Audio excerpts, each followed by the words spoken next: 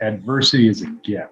We're better off today because of what we've gone through in the last 18 months. The team is better off. They're better managers. Would not be what they are today without having gone through that. Welcome back to the Winners Find a Way Show, part two of episode 18 with Stephen Lombrado, the third of the Winners Find a Way Show. Lean in on people. Steve the third is the son of the founder of the Gibson Group, one of the premier restaurant groups in America. And join us as we close this episode discussing the adversity of the pandemic. What a gift adversity can be, the vision, and how we cannot over-communicate in times of crisis, and how important it is to lean in on your people. Join us. Yep. Yeah, it's absolutely tough. I mean, and the roller coaster of it, where it just feels like it's here we go, we're okay. No, here, let's do woo. Like, wait, Yeah. no, I didn't see that hill, right? Like, Yeah. it's so there's uncertainty all the time. So navigating to it. Let's talk about a couple of your big lessons after navigating through this up and down world for, the better of 14 months, right? For sure. Yeah. So a lot of lessons, and we've done some internal debriefings on it and really spent a lot of time thinking about it. I mean, one is, thank God we had the cash reserves and not so much debt. I do think we worked out deals with vendors, we worked out deals with landlords, but we also tried to be fair. We weren't trying to take advantage of the situation in any way, shape, or form. We wanted to be fair to our landlords, and when things did come back, there was a situation. We have a restaurant in the suburbs, Hugo's Frog Bar in Naperville, which the landlord gave us a ton of extra outdoor space, and we were negotiating for rent concessions. And all of a sudden, I see the numbers in the first month, and we're like almost at the level we were a year before. And I called the landlord and said, listen, I'm stopping the negotiation. We're not going to ask for anything right now. I may ask you for something later when the winter comes. I don't know yet. But I want to be totally transparent and fair, which is we're doing okay right now there.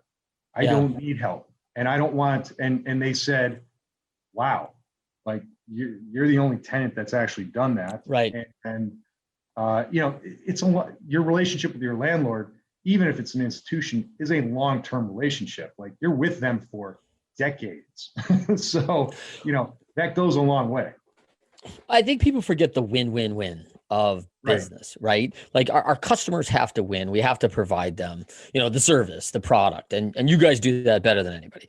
And then of course we got to win. Like we got to make money. We got to be sustainable. We have to take care of our people. But, we also have all these vendors and things that are all, if they don't win, then we have to create new product, new real estate, new circles of, distribution. I mean, like you could change all sorts of things with that, and everyone's thinking like, oh man, I'm taking this person to the cleaners. We're cleaning up and we're saving all sorts of money because I made this sweetheart deal, and then I shut them down in 3 months because I made this sweetheart deal. Now all of a sudden I just broke my own back with a bad distribution cycle because I got to go source it somewhere else, and maybe I can't source what I need because I went for the jugular on a deal, right, and all sided to me. We don't all win. It something's going to give, right? What we did with our meat vendors, the steaks, we ended up, they got stuck with a ton of product. We ended up selling those steaks to individual consumers, uncooked, allowed them to take them home to put them on the grill. Yeah. For, essentially cost. Maybe a little more than cost, but we just, over a couple of weekends, we just bombarded, through social media and whatever. And people, there was one guy I know who a private equity guy, he put a group together and they bought like 10,000 steaks and threw them in their freezer. Yeah. And they probably brought the steaks and the freezers actually. Like, right. Hey, listen, if we're going to go get it, let's just go put our group together. I got a deal over here. A guy who's willing to sell me 10 freezers. I've already got the storage facility. Let's just get some steaks. And when we want to go to the cabin, we're going to go to this. Hey, it's nice to go to Gibson's, but we can always do our own. Oh, we were selling literally the highest grade of meat you could sell at prices that were like below grocery store level. Right. For inferior product. And that was to help our vendors. That's it, right? They were stuck. So yeah. So again, creating another win-win-win, right? Like, hey, clients are winning. They're like, hey, I can't go and experience what I talked about this morning, which is the Gibson's experience as you go and the fellowship. Like, carry out's different, right? It was, hey, we're grabbing great quality food, but we're going home and we're going to lose this whole side of it that we always enjoy. And our chef did a bunch of videos on how to cook a steak on the grill. Everyone on Zoom. Did you guys have Zooms like going? Yeah. I love it. Yeah, we did a bunch of those. That's so cool. So, the pivots are just left and right, and great ideas are coming from anywhere, I assume. Tell me about some of the team members that are just bringing stuff and they're like, hey, that's awesome. I told them, listen, if you have an idea, try it out. I mean, as long as it's not a huge investment of money, right? Because that's in short supply.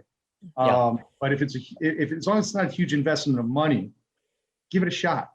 And tell me about it afterwards. Time is so of the essence here. I mean, we were doing leadership meetings daily. The teams at the restaurants are in there daily, and they're trying to just brainstorm and come up with stuff. To me, it was, I don't care. Try it.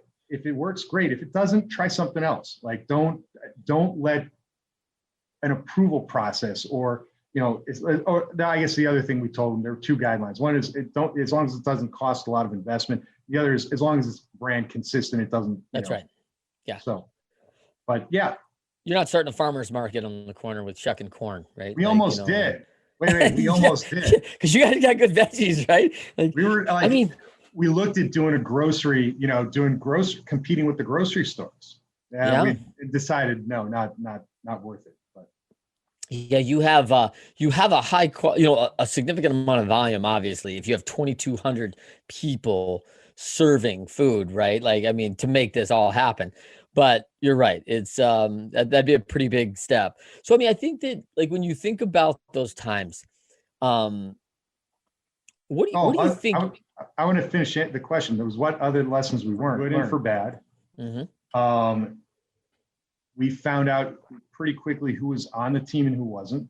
Mm-hmm. Most of the people were on the team. That's right. There were some people very clearly indicated they weren't. Mm-hmm. That's one of those you don't get an opportunity like that very often, right? Yeah. So that was definitely a big lesson learned. I guess that was one of the bigger ones. We talked about the cash. We talked about the no debt. I guess the other thing is people are human beings are social animals. They need that community. I think we've all sort of learned this through this process, but we are a hub for people to come and meet and congregate. And we're seeing it now. We don't have enough people to service the volume that the customer wants. We're social animals. We need each other. I think if anyone heard that, there's an opportunity for you in the Gibson Group if you're looking for something. Right. The other thing I'm hearing that I think a real lesson is that through this, you can't over communicate in a crisis, right? Oh, for sure. Leadership every day. Like, let's get the meeting together. Everyone get your restaurant, talk about what you're doing for the day. These are things we can accomplish. And I love the idea. And I'm just envisioning over Hugo's Frog Bar as we're talking about, hey, these three, we're going to do this to the booze today inside. So we're going to have this project going. We're running this special on takeout and we want to market that. So let's talk about marketing ideas. And then we're also doing this in production. And then we're also doing this on educating people on how to do crab legs, right? Like, so there are 4 significant events that have to happen today. And really it's all in, like, we all got to do it. And it's not our usual, hey, I've got table 3 through 9 and you got, like our intent is on different things, but it hasn't changed on intensity. Is that fair? Yeah, I will say that, and we went through this, one of our restaurants is at Disney World in Florida, and we saw this same thing occur when a hurricane hit. And it's one of the great opportunities in a crisis is it can really band people together, right? That's that. Yes. you talk about the military and the band of brothers and people going through adversity together and how it bonds people. Yes. Absolutely did with our teams. And it can go one of two ways, right? It can tear people apart too. Yeah. If you manage it well, you see people taking care of each other. Those bonds become really close. And then you're not just doing it for the business or for the paycheck. You're doing it for the guy who's next to you or the girl who is on this side of you because she needs help and you're helping her because that bond is there. So yeah. I tell you, and I think there's so much of that. And for people who haven't gone through, big performances in theater or, the opening day on Broadway or, been with a championship team. I mean, I look at that and some of the championship teams I was involved in. I was speaking in the Michigan group and one of the state championship teams I was on 35 years ago. I look at one of my team members came to this talk I was doing, and I hadn't probably seen him in 20 years, and it was like there is a bond there of the things we had to go through to get that title, and you're a high school kids, and you're developing this relationship together, and it's something unique. And if someone doesn't go through things like this, I don't know if they always get a chance to experience that. So that goes to something I read not long ago, and just like in the last few months, and I love this saying so much, and that is adversity is a gift. Right? We're better off today because of what we've gone through in the last 18 months. The team is better off. They're better managers. The bonds between them are greater. There's a belief in each other. Everything that we're doing, we've gotten better operationally. Like we had to. There was fat there that had to be trimmed, and there was more than fat. We trimmed blood, bone, muscle. We did all that, but at this point, we're operating better than we did before. Now, I do think as we ramp back up and we're hiring, there's new people, right? And they have to they have to learn our culture. They have to learn our system. And so there's going to be some growing pains with that. But the team that came through this I can't say enough of what a great team they are, and would not be what they are today without having gone through that. Yeah, I think for anyone who's ever gone to in business, like a restructuring, a bankruptcy kind of thing. Just this country from 9/11, from this country from the 2009. I know you and I had a deep conversation in 12 about how leaner we were as a country from operationally after 2008, really being thick on, heavy on payroll, going, wow, our payroll's gone way up. Why haven't our production gone way up? Have we not done the training? Have we gotten lazy? Have we instilled that in our team members? As a country, I felt like we just got leaner across the board, going, productivity has to still rule because everyone can't just get paid. Like really the economics of it throw everything off kilter because it doesn't rise up. You can't have no productivity and have tons of employees and tons of people employed, and then all of a sudden we get this unemployment deal, and all of a sudden we got to level this out. So it always changes. So another structure. So that's why I when I think about Big Steve, and I think about anyone in their 70s who's owned a company. Our company in transitions, we work with a lot of folks that are selling off their company. And this last 21 years has been a pretty wild ride in the United States of challenges. And the only of war, of 9/11, of 2009 crash, of political upheaval, of now this with a pandemic and the challenge of that. It's been, I think, like you said, is if adversity is a gift, man, have we got the gift, right? Yeah. There's a lot of gifts. It's the when you talk about people who've been through this and have survived this successfully, and I'm thinking of my management teams and the staff. You solve this gigantic problem. Now all these little problems become so much easier to handle, right? Yeah. Their leadership and ability to deal with issues, uncertainty, whatever it is, they've grown so much during that, right? Yes. Yes. So, but getting back to my father, I mean, so he starts coming back, about end of the summer last year. And I will tell you, so he is not one for compliments, certainly with his children. And certainly not with me anyway, and my brother, maybe my sister's a little more, but he just says, wow, I don't think, he said he didn't think he could have done it, had he been there. And I just looked at him and I said, well, failure wasn't an option. Like that's, straight from Apollo 13, like that just was never on the table. We were going to figure something out. And going back to like the PPP applications, and I tried to describe this to, some of the people who were assisting me with it. I'm like, I want every possible scenario accounted for, because we were seeing it, there was a generic application, but we were seeing the application for the first time in its form, online when we opened up that portal. I didn't know how the information was going to have to go in there. I wanted it 20 different ways. I wanted to make sure I had one computer that was plugged in. I had another computer that's plugged in. I made sure the internet was working, and I had 2 other people at other locations backing this up in case it didn't work. And it was, there's no excuse. There can't not be an excuse why we don't get this done. In times of stress and adversity, people's true characters come out and do something, or I can't. And he'd go, what if you were going to be, you could get $1 million, to accomplish that? Would you figure out a way? And most often, more often than not, I'd say, of course. And he'd go, right. Yeah. And then he'd go, we'll figure it out then, right.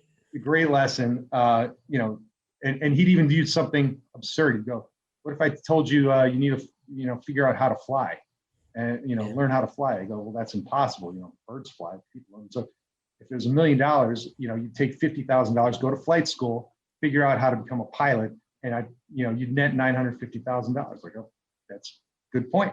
Yeah, that's right.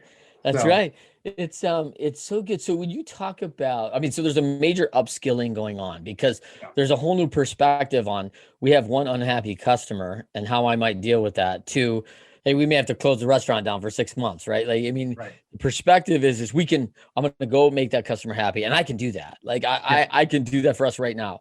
What do you think the superpower that separates you from others, Steve? I mean, when you talk about catapulting to the 1%, like, this is not for the faint at heart. I love what you just said was, winners find a way, right? Like, exactly failure is not an option. Like, hey, winners find a way. There is a way to do this, and I want it to be at the least risk possible, but we need to find a way around, over, through. There is a way to get there.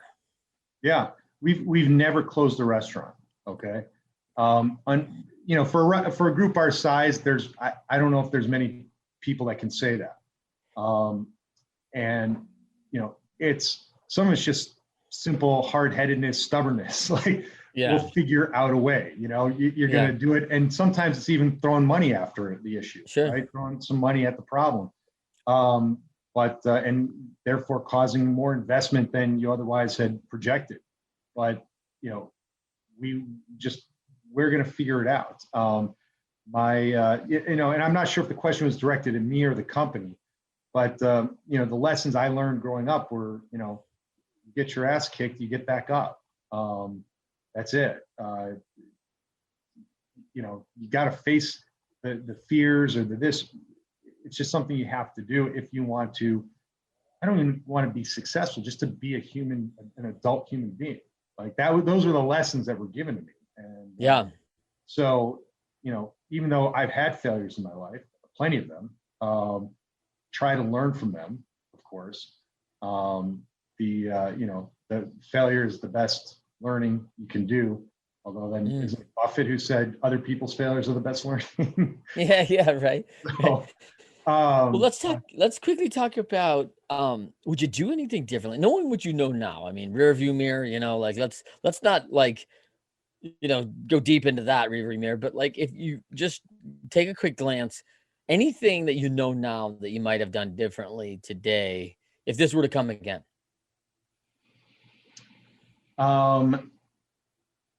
I don't know if there would be. I really don't. I feel like we did all we could. I feel that,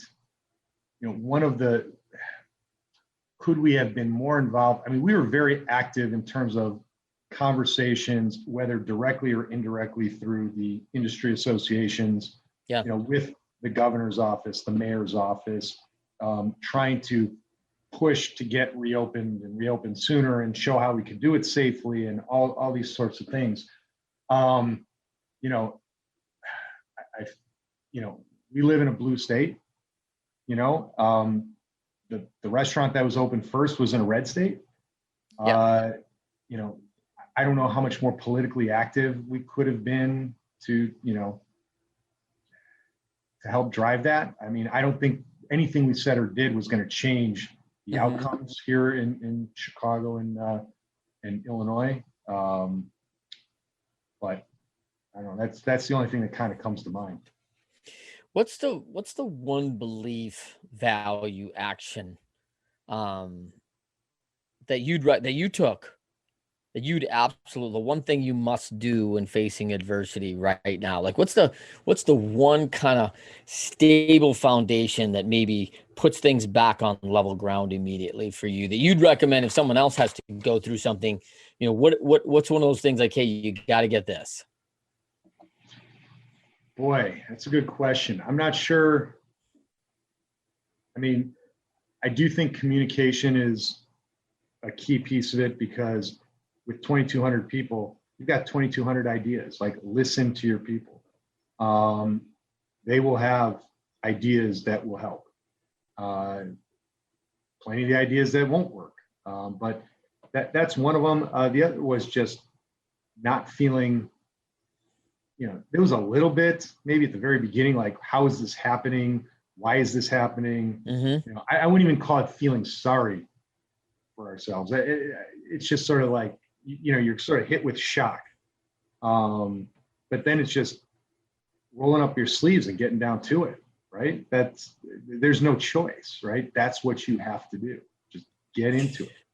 Do you feel like, is everybody at Gibson, you have different brands, you have different styles, Cortino and Hugo Frog Bar and Gibson's Group, obviously, and then the Boathouse, and you got a casino operation. You also run a couple things for a couple of groups too. But is there a balancing act of multiple restaurant teams? Are they all under a similar style under the Gibson Group? They know that they're in the family and this is how the family runs it, or there's a little bit more. Tell me about that. There's some unique, there's some unique aspects to each concept. Yeah. But the reality is we have core values: hospitality, quality, value, family. Those are our core values. And the underlying mission statement is every customer must leave happy. And we don't always succeed at that, right? But that's at every location. Doesn't matter. Right. And even if they leave unhappy, it's figuring out a way to make them happy after the fact, which we don't like to do, but we will do it, right? That's what we have to do. It's not a choice, right? Somebody writes a bad review, we call them up. We try and figure out what's going on. Yeah. So. Well, I can appreciate that, because my family, my friends, my colleagues, my peers, we always leave very happy when we come to your place, man. So let's talk about, you've had a lot of success. Astronomical. As you just said, besides the top 7 of 100, right? Never closed a restaurant. Everyone says this is one of the toughest businesses to be in. But what is the best battle that Steve Lombrado III has conquered in your lifetime? Oh boy. In my lifetime, I got to go back before the business, but okay. I had my first year of law school. So I am I failed at 3 things that year. I'd gone through my life with pretty much no real failures. I was pretty successful pretty much at anything I had done. I had go to law school. I have this college football television show during this year too. I'm doing that. And I'm also just, for shits and giggles, I studied accounting, so I've got to sit for the CPA exam. So I do all three, and I flunked the CPA exam. We have a one successful season of the show, but we lost a little bit of money, and we don't make it on the second season. And during this time, I'm just, I'm an A student everywhere I'm at, and I get my first report card back from Georgetown Law, and it's like I just missed the boat. And it wasn't a lack of studying, it wasn't a lack of knowledge, it was a lack of understanding because, and I'll digress for 1 second, but in law school, they don't want a right answer. They want you to think of all the possible scenarios and alternatives and sort of account for each. Instead of a typical question on a test was, here's the answer. And I didn't understand that. And I just bombed it. And I figured it out after the fact. I ended up passing the CPA exam the second time around. I figured out the law school game and did well, but it was one of those very humbling experiences, and one of those where, like, what am I doing? The trifecta. Had to take a step back at that point. I mean, down but not out. So you decide, you prioritize, right? You prioritize the study. You get back to law school, make the adjustments. I'm sure going to your people and saying, hey, what do you need from me? How do I do it better?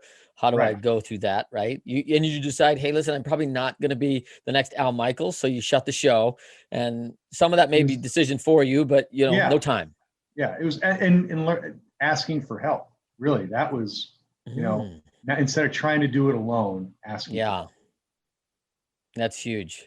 That's huge. All right. Well, first of all, it's a lot of time, man. Thanks for all the time today. This has been great. I'm sorry for the technical, glitch there, but thank you so much, Steve. This has been awesome. I know our listeners will see the value in the episode today. I just enjoyed learning about all the pivots you're making. And I think there's a lesson in there for people under crisis. The one I really grabbed onto was your ability to give your team autonomy and say, hey, listen, I trust in you. I'm giving you freedom. Tell me what you're doing, give it a shot. And if it doesn't work out, that's okay too. Let us know. We'll monitor it. Right. Which I think at the end of the day, we were losing money hand over fist. So what's a little more or a little less going to matter? Yeah. Right. And but I don't think that's everybody's mentality. Right. Yeah. And that's what we're really talking about. We're really talking about winners find a way. And there's a mentality saying, I'm okay losing for a little bit, we do this in baseball, right? Hey, we're 20-30. I'm okay with losing the next 10 days to figure out the rest of the season, right? Because that's only getting us to, I have 100 games left to get it right. And if we can win 75 of those last 100 games, we're going to make the playoffs. We're going to be fine, right? But I'm willing to sacrifice a little bit right now to get this thing on the right path. And it takes some trust. It takes some ability to look into your people's eyes and know that they believe and want what you want. And I think it's pretty awesome. It's time now for the best way to win. Is there something that we haven't shared today with listeners that we did not touch on that maybe hey, when you're down and then you're facing this, what's part of the secret sauce or a foundational thing at the Gibson Group that's helped you weather through, 3-4 major things in the last 20 years that have kept you on the way? So one of the other things we learned is our brand is probably more meaningful and has more value than we would have attributed to it. And some of that is just, kind of that self-image, I can't believe, whether it's my father saying this or me, that, he created this brand that has national, international, exposure. Everybody knows it. Everybody loves it. Or I hope everybody loves it. Not everybody, but a lot of people love it. And so, and how he created that and how did he do that? And there was some luck along the way, but, it came down to that every customer must leave happy and never once letting something go. Somebody has a bad experience. I mean, we have people call the corporate office and they'll call and they'll complain and they'll jumped over the restaurant and the manager's there, and I call them. Yeah. I hear them out, and I talk to them, and they get a call from one of the owners of the company that's meaningful to them, right? They've already, whether it's angry, pissed, sad, whatever it is, that they've already decided to call, to hear us, to air their grievances. We need to hear them. I mean, we also think that's the other thing is we love customers who complain. Think about that, and ultimately, do I love doing that? No, I don't. But it's so much part of ingrained in who we are, that is, we love customers who complain, because guess what? They tell us what we're doing wrong. Yep. Like and you get to fix it, right? Yeah. The worst thing we say in our business, the worst thing is the customer who has a bad experience and disappears and never comes back again, doesn't say a word. That's right. We love customers who yeah. And I think that's a paradigm shift for people out there that they got to understand. Like, negative feedback is not all bad. Like, we have to learn how we get better, and they're going to tell you. We get that from sports, right? Because we both have a baseball background. I mean, we love the fact, like, hey, if you're sitting there telling me I'm collapsing on my back leg and my elbows, coming down, and I'm hitting balls up in the air and popping up, pop up, pop up. Like, I want that feedback. You were watching my son today, by the way. No. We've had that conversation. He's never going to do that. So I mean, had a triple, by the way. That's a great lesson. Just destroyed a ball today. Yes. So nice. So, and an early morning game at that. So, all right. So get real quick. Tell them where they can find you, Steve, again.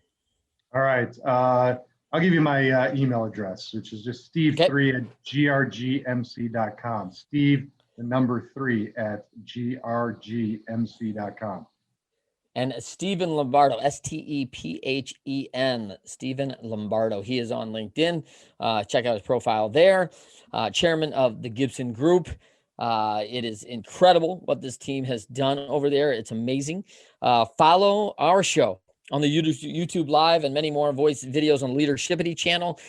We are at Leadershipity on Instagram and Twitter. Trent M. Clark. You can find us on all the social medias there.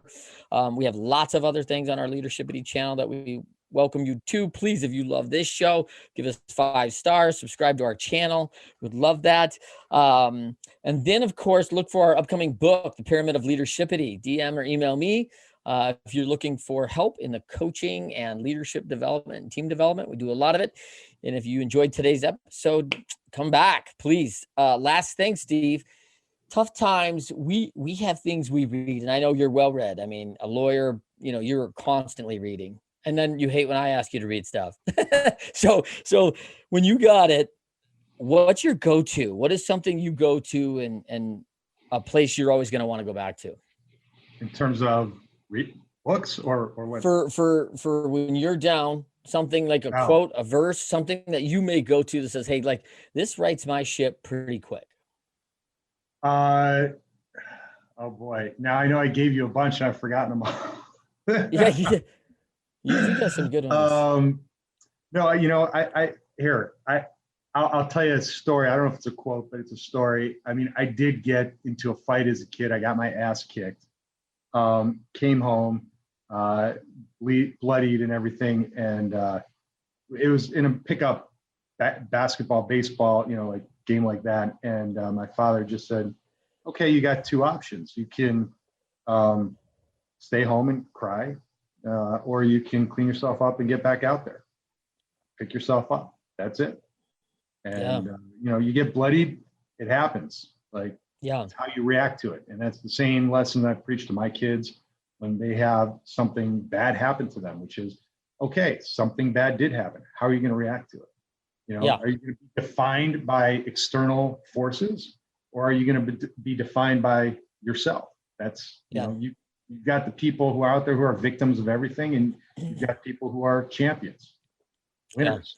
I really like. Yeah, that's right. Winners find a way to win. I love the E+R=O, right? There's an event, and then your part is the reaction. How will I react to that event to conclude the outcome? Because there's going to be an outcome. The event happened, then there's going to be a reaction, and then there's going to be an outcome. Well, if I react poorly, the outcome typically is poor, right? If I react well, hey, I get a better outcome, right? So it is on us in that. And I love that. I love that from a couple guys over in Ohio, actually, who came up with that. But for me, thinking about our conversation this week, we spend a lot of time together. We've known each other a while. I like to think about a verse that I always think, or a quote. And, knowing what you've been through over this time, I went right to, I stumbled across this reading the Bible, Proverbs 29:18, where there is no vision, the people perish. And I thought, man, like, when this whole thing goes, they are looking to the leader to go, hey, what's our vision? And you're instantly going in, hey, leadership meets. We're going to PPP. This is what we're doing for you. This is how we're going to do it. And you're creating vision of how we'll get through it and how we'll get the best knowledge we can to get it, and very quickly formulating a vision of how it can work. But minus that vision, when people are not communicated that and given how it might be for us and what's going to happen, first our imagination runs wild, which is never good for us, right? And next is, by the way, on that note, we all know people who assume the worst. Some people assume the best, but they see what's going on. If you're not telling them why you're doing what you're doing, they fill in the gaps. And some people give you the benefit of the doubt, and plenty of others don't. That's right. That's right. And I think, that can run away on us, right? That can really run away on, this isn't good for me anymore. This isn't where I should be. And so I love that. I think creating that vision, I think you've done that always so well. I mean, even from you're having this flagship, and I think back to, a few years back when you decided, like, hey, we're going to go to Disney and do the Boathouse. I remember when you guys decided, like, this is there was a stretch. There's a risk in the brand protection and quality. It's not next door, which I say, a lot of your restaurants are within, 15-mile radius, right? Yep. And so now all of a sudden it's like, hey, can we do our team? There's a big bunch of challenges in doing this well. And that restaurant is number 2 in the country now. So, it sounds like it worked out okay, but not without risk, right? There's always risk. That's right. I mean, if it was easy, everybody would do it, right? Yep. No risk, no reward. That's, you want to minimize risk, but if there was no risk, there is no reward. Pure and simple. Pure and simple. We're going to end on that, man. That's awesome. Yeah. Pure and simple. Thank you for everybody coming. Thank you for joining us on Winners Find a Way. Thank you to Steve Lombardo. Can't wait to see everybody next time on next Friday when I welcome, let's see here. It is the 16th is going to be, I believe, Ann Gaffigan joins us next Friday. A fabulous track and field athlete, has a great story of the Olympic trials and her experience in the steeplechase. And one time, I think the U.S. best steeplechaser at one point. So I'm pretty excited to talk to Ann and her leadership and what she's doing. She's in the tech space now, a woman in leadership in tech, and it's awesome. So can't wait to welcome Ann next Friday, every Friday. Winners Find a Way show, 12:30 Eastern, 9:30 a.m. Pacific. Join us, Leadershipity YouTube channel. Thanks again, Steve. Hey, thank you. Always great seeing you and talking to you. Thank you for joining us for another Winners Find a Way show. I am your host, Trent Clark. If you love this episode, share this episode with your friends and follow us on whatever podcasting medium you're listening to. If you want more content from us, join us at leadershipity.com or the Leadershipity YouTube channel. You can find us on all the social media networks at either Trent M. Clark or Leadershipity. For our award-winning workshop, Win with Great Teams, you can find that page on LinkedIn as well as our corporate page, Leadershipity. If you want to win more, it starts with you today. Say it with me now. I have what it takes.